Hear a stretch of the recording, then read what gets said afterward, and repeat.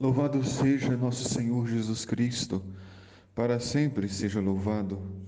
Bom dia, meu irmão, minha irmã. Aqui é o Padre Daniel, da paróquia de Santa Bárbara, em Santa Bárbara do Tugúrio.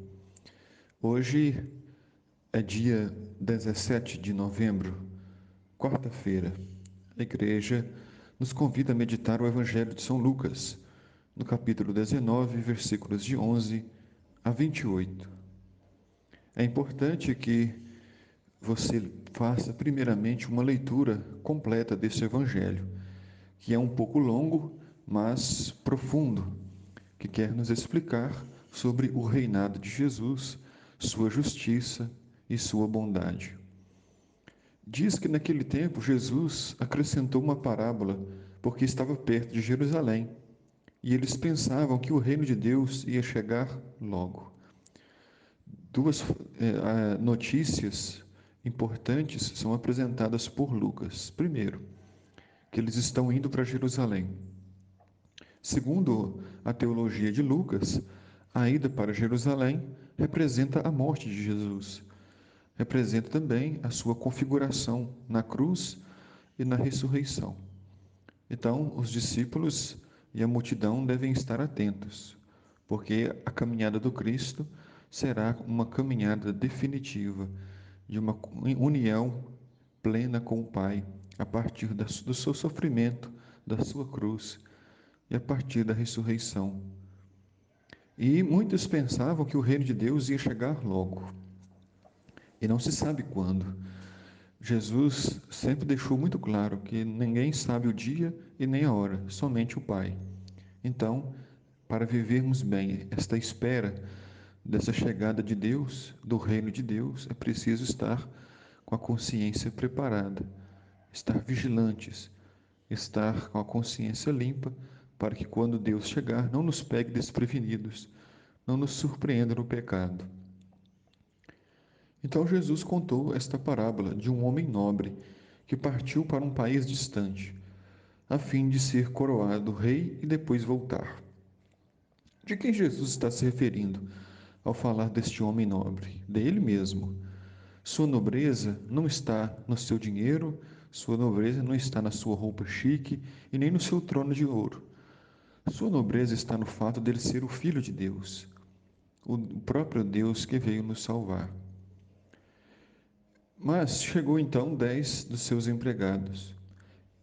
Esse senhor entregou a cada um 100 moedas de prata e disse: procurai negociar até que eu volte. Quem são esses empregados que o Senhor concedeu os talentos, as moedas de prata? São seus discípulos. Somos todos nós que recebemos de Deus dons, talentos, que recebemos de Deus a graça de seguirmos a Cristo, de ouvir a Sua palavra, de seguirmos os seus mandamentos. Então, cada um recebeu a sua parte.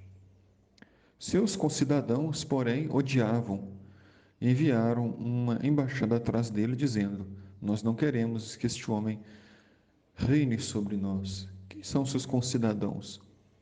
Os judeus são os concidadãos de Jesus, porque Jesus nasceu no território de Jerusalém. E quem são aqueles que não querem que Jesus seja coroado rei?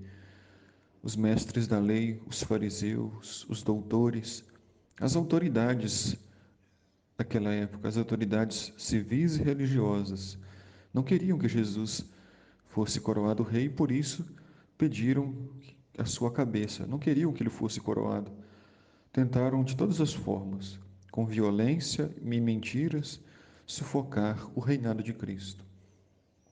Mas o homem foi coroado rei e voltou, porque Jesus é o Filho de Deus e o Pai o coroou com a coroa de espinhos, mas o Pai o coroou com a vida eterna. O Pai o coroou com a ressurreição, que lhe deu a dignidade, que lhe deu poder. E então, quando aquele homem voltou, quando o Cristo voltar, mandou chamar os empregados, seus discípulos, aos quais havia dado dinheiro, os dons e talentos, a fim de saber quanto cada um havia lucrado, quanto cada um havia servido.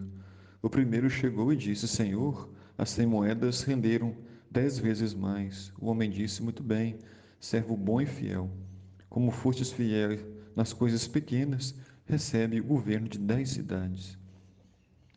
A recompensa é certa para aqueles que vivem a palavra. A recompensa é certa para aqueles que se esforçam, são humildes, procuram o Senhor.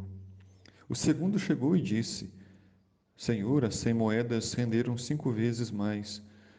Então o homem que representa Jesus disse: Recebe tu também o governo de 5 cidades. Chegou outro empregado e disse: Senhor, aqui estão as tuas 100 moedas, que guardei num lenço, pois eu tenho medo de ti, porque és um homem severo. Recebes o que não destes e colhes o que não semeias. Então o homem representa Jesus disse: Senhor, servo bom, se- aliás, servo mau, eu te julgo pela tua própria boca. Tu sabias que sou assim? Então devias ter colocado o meu dinheiro no banco, para que quando eu chegasse, recebesse os juros.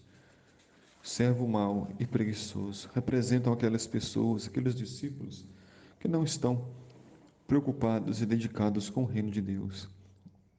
Então, ele foi retirado o que ele tinha e dado àquele que tinha 1.000.